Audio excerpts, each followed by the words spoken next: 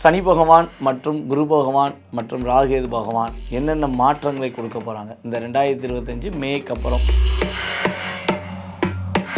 எனக்கு தெரிஞ்சு சிம்ம ராசிக்கு இந்த 2.5 வருஷமாக அதிகமான துரோகத்தால் பாதிக்கப்பட்டவங்க தான் இருப்பாங்க. எதிர்த்து நின்று எதிரியால் தோத்தவன் கிடையாது, நான் துரோகத்தால் தோத்தவன் தான். நல்லா யோசிச்சு பாருங்க, சிம்ம லக்கணம் கும்ப லக்கணத்துக்காரங்களுக்கு திருமண வாழ்க்கையில் பல போராட்டங்கள் இருக்கும். கொடுத்த வாக்கை காப்பாற்றுவீங்க. உங்களுக்கு பொருளாதார தடைகள் இனிமே கிடையாது. பண புழக்க வழக்கங்கள் கொஞ்சம் நல்லா இருக்கும். வீட்டில் சுப நிகழ்ச்சி நடக்கும். சிம்ம ராசிக்காரங்களுக்கு காதல் திருமணம் முடிவதற்கான வாய்ப்பு உண்டு. யாரெல்லாம் திருமணத்துக்காக முயற்சி எடுத்துக்கிருக்கீங்களோ உங்களுக்கு உறுதியாக. ஸோ 7ஆம் இடத்துல ராகு அமர்ந்தது வந்து பார்த்தீங்கன்னா ஏற்றத்தை கொடுக்கக்கூடிய விஷயங்கள், வெளிநாடு பயணங்களை கொடுக்கக்கூடிய விஷயங்கள், ஒரு நல்ல அதாவது கணவன் மனைவியாக சேர்ந்து இன்ப சுற்றுலா செல்வதற்கான விஷயங்கள்.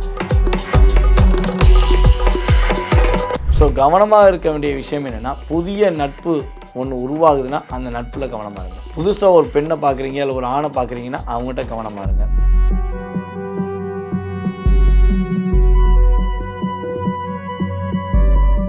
கம்பீரமான தோற்றத்துடன், சிங்கம் போல் சீரிப்பாயும் குணத்துடன், எப்பொழுதும் ராஜாவாக வலம் வர வேண்டிய எண்ணத்தில் வலம் வந்து கொண்டிருக்கும், வலம் வர துடித்து கொண்டிருக்கும் சிம்ம ராசி அன்பர்களுக்கு சனி பகவான் மற்றும் குரு பகவான் மற்றும் ராகுகேது பகவான் என்னென்ன மாற்றங்களை கொடுக்க போகிறாங்க இந்த 2025 மேக்கு அப்புறம்.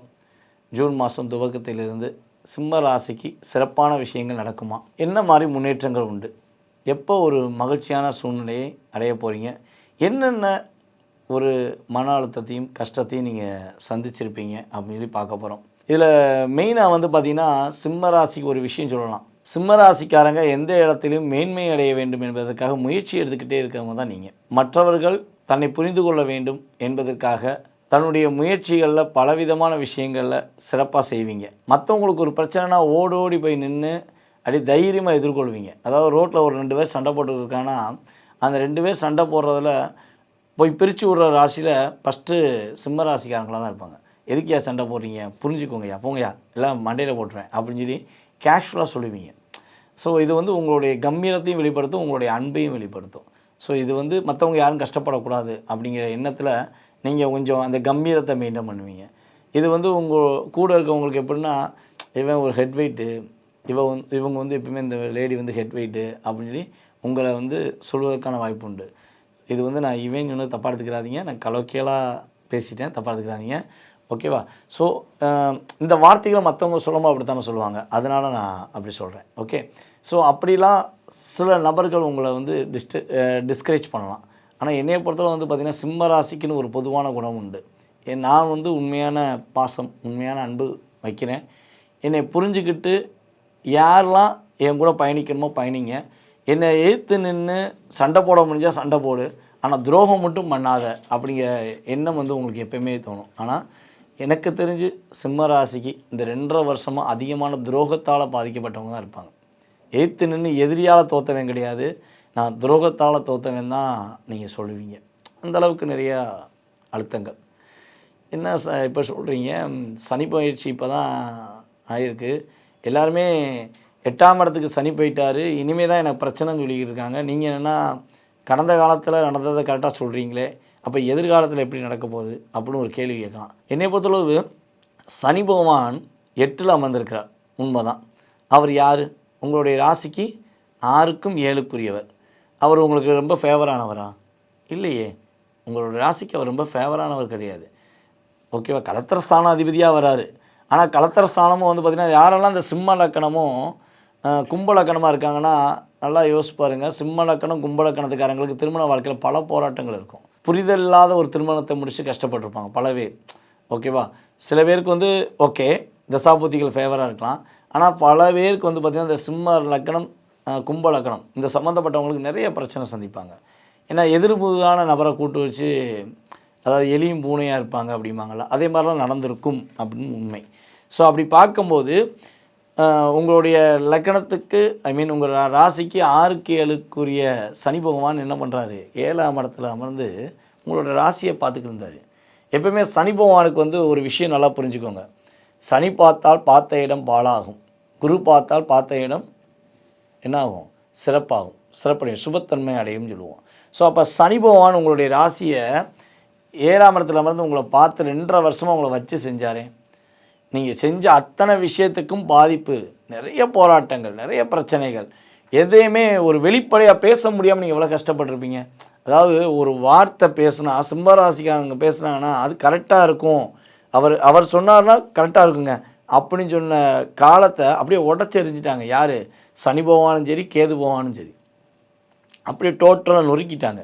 நொறுங்கிய இதயம் போல் தான் நீங்கள் கடந்த காலங்களில் ஒரு 2.5 வருஷமாக சனி பகவான் மூலமாகவும் கேது பகவான் மூலமாகவும் ஒரு 1.5 வருஷமாக நீங்கள் டிஸ்டர்ப் ஆனீங்க. இதுதான் ரியாலிட்டி அப்படிங்கிறது என்னுடைய கருத்து. ஸோ இதெல்லாம் நடந்திருக்கு. ஏமாற்றத்தை சந்தித்தது உண்மை. மனம் நொறுங்கி போய் தான் நான் இருக்கேன் அப்படின்னு நீங்கள் நினைக்கிறது உண்மை என்றால் உங்களுடைய கீழே கமெண்ட்ஸில் கொடுங்க. ஏன்னா நான் நிறையா சொல்லலாம், நீங்கள் பட்ட கஷ்டத்தையோ கவலையோ இன்னும் நிறைய விஷயங்கள் வேலையிலேருந்து எல்லாத்தையும் சொல்லலாம். ஸோ அதுக்கான நேரம் ஃபுல்லாக சொன்னால் டைம் கொஞ்சம் ஓவராக போயிடும். அப்போ உங்களுக்கு நடக்க போகிற நல்ல விஷயத்தை சொல்கிறதுக்கான நேரம் கம்மியாயிருங்கிறனால ஷார்ட் அண்ட் ஸ்வீட்டாக முடிச்சிருக்கேன். நடந்தது உண்மை என்றால் கீழே கட்டாயமாக உங்களுடைய கமெண்ட்ஸில் கொடுங்க. ஸோ இப்போ நம்ம பார்க்க போகிறது உங்களுக்கு இந்த கிரகங்களுடைய பயிற்சிகள் மூலமாக உங்களுக்கு ஏற்பட போகின்ற மாற்றங்கள். அப்படிங்கும்போது உறுதியாக இனிமேல் நீங்கள் கொஞ்சம் கம்பீரமாக நடக்கலாம். உங்களுடைய செயல்பாடில் நல்ல மாற்றம் இருக்கும். கொடுத்த வாக்கை காப்பாற்றுவீங்க. உங்களுக்கு பொருளாதார தடைகள் இனிமேல் கிடையாது. பணப்புழக்க வழக்கங்கள் கொஞ்சம் நல்லாயிருக்கும். வீட்டில் சுப நிகழ்ச்சி நடக்கும். சிம்மராசிக்காரங்களுக்கு காதல் திருமணம் முடிவதற்கான வாய்ப்பு உண்டு.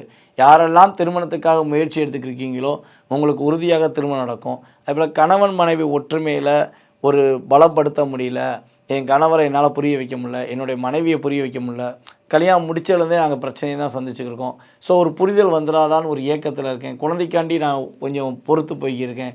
ஸோ இப்படிலாம் பிரிவுகள் என்பது நிரந்தரம் இல்லாமல் சேர வேண்டும் என்ற ஏக்கத்துடன் சிம்மராசியில் யாரெல்லாம் ஆண்களாக இருந்தாலும் சரி, பெண்களாக இருந்தாலும் சரி இருக்கீங்களோ உறுதியாக ஜூன் மாதத்துக்கு மேல் உங்களுடைய ஏக்கத்துக்கான சரியான விடையை குரு பகவான் தன்னுடைய பார்வை மூலமாக உங்களுடைய ராசிக்கு 7ஆம் இடத்தை 9ஆம் பார்வை மூலமாக கொடுக்க போகிறார்.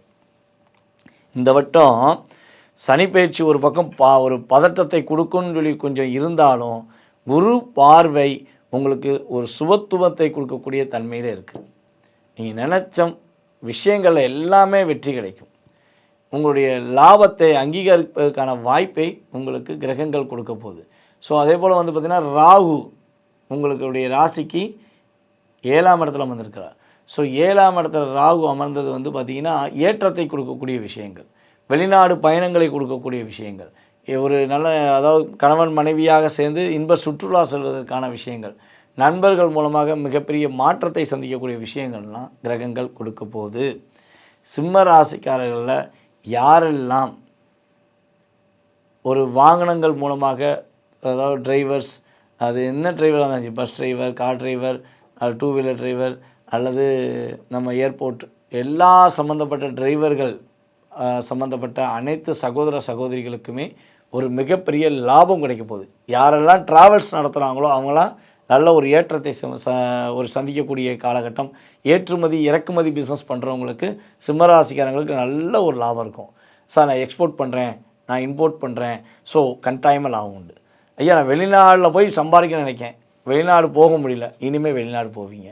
ஸோ அதற்கான இயக்கம் கிரகங்கள் கொடுக்கிறது. சிம்மராசிக்கு 2ஆம் இடத்துலேருந்து கேது வெளியே வந்தது உங்களுக்கு ராசிக்குள்ளே வந்திருக்காரு. ஆனால் 2ஆம் இடத்து தான் ஒரு மனிதனுடைய குடும்பஸ்தானத்தை அங்கீகரிக்கக்கூடிய விஷயம்.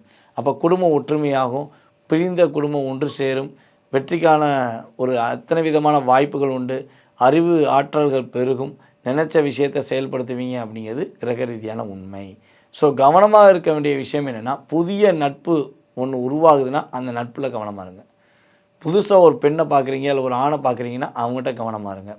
அதாவது அண்டைய மொழி பேசும் உங்களுடைய மொழியை தவிர்த்து இன்னொரு மொழி பேசுகிற நபர்கள்ட்ட கொஞ்சம் கவனமாக இருங்க. ஸோ அவங்களால லாபம் கிடைக்கும், ஆனால் இருந்தாலும் அந்த லாபத்தில் ஏதாவது ஒரு உள்நோக்கம் இருக்காங்கிறத கொஞ்சம் கவனிச்சுக்கோங்க. ஏன்னா உங்களை ராகு என்ன பண்ணுவார்னா கொடுக்குற மாதிரி கொடுத்து சில நேரத்தில் லாக் பண்ணி விட்டு போயிடுவார். அதனால் கொஞ்சம் நிதானமாக இருக்கணும். கேது பகவான் ராசிக்குள்ளே அமர்ந்திருக்கார், அது ஒரு விஷயம். ஸோ அப்போ கேது ராசிக்குள்ளே அமர்ந்தாலும் என்ன விஷயம்னா விநாயகர் வழிபாடை ரெகுலர் பண்ணணும். காலைல எந்திரிச்சோடனே முதல் வார்த்தை விநாயகனே போற்றி, எம்பெருமானே போற்றி, விநாயகனே போற்றி, எல்லா விஷயத்துக்கும் நீயே வழி நடத்துப்பா அப்படின்னு விநாயகரை மனசார வழிபாடு செஞ்சுட்டு ஞாயிற்றுக்கிழமை தோறும் சிம்மராசிக்காரங்க விநாயகருக்கு போய் அருகம்புல் மாலை வாங்கி போட்டு இந்த வாரம் துவக்கம் முதல் சனிக்கிழமை வரையும் என் வாழ்நாளை உன்கிட்ட ஒப்படைக்க, எந்த இன்னல்களும் இல்லாமல் கடந்த காலம் நடந்த கஷ்டங்கள் மாதிரி எதுவும் நடக்காமல் என்னை காப்பாற்றுங்க அப்படின்னு சொல்லி விநாயகரை போற்றி வணங்கி விநாயகர் பாடல்களை அதிகமாக நீங்கள் துதி செய்தீர்கள் என்றால் ஏற்றம் உண்டு. கற்பக விநாயகர் உங்களுடைய கவலைகளை உறுதியாக நீக்கி கஷ்டங்களை நீக்கி உங்களுக்கு இன்பங்களை தருவார். உங்களுக்கு ராகுகேது பகவானும் சரி, குரு பகவானும் சரி, சனி பகவானும் மிக சாதகமான சூழ்நிலையில் ஒரு வெற்றியை கொடுப்பாங்க என்று கூறிக்கொள்கிறேன். மேலும் தற்போது சொன்ன அத்தனை விஷயங்களும் பொது பலன்களே, சிம்ம ராசிக்கான பொது பலன்களே. உங்களுடைய சுய ஜாதகத்தை நீங்கள் செக் பண்ண ஆசைப்பட்டால் கீழே உள்ள வாட்ஸ்அப் நம்பருக்கு உங்களுடைய டீட்டெயில்ஸ் அனுப்பிவிடுங்க. உங்களுக்கான அப்பாயின்மெண்ட் கொடுக்கப்படும். அந்த நேரத்தில் உங்களுடைய சுய ஜாதகம் சம்மந்தப்பட்ட அத்தனை விதமான விவரங்களையும் நீங்கள் தெரிஞ்சுக்கலாம். ஸோ வாய்ப்பளித்த நல்ல உள்ளங்களுக்கும் மேலும் இந்த வீடியோவை பார்த்து கொண்டிருக்கும் அன்பு நேயர்கள் அனைவருக்கும் எனது பணிவான வணக்கத்தை கூறி விடைபெறுகிறேன். நன்றி, வணக்கம்.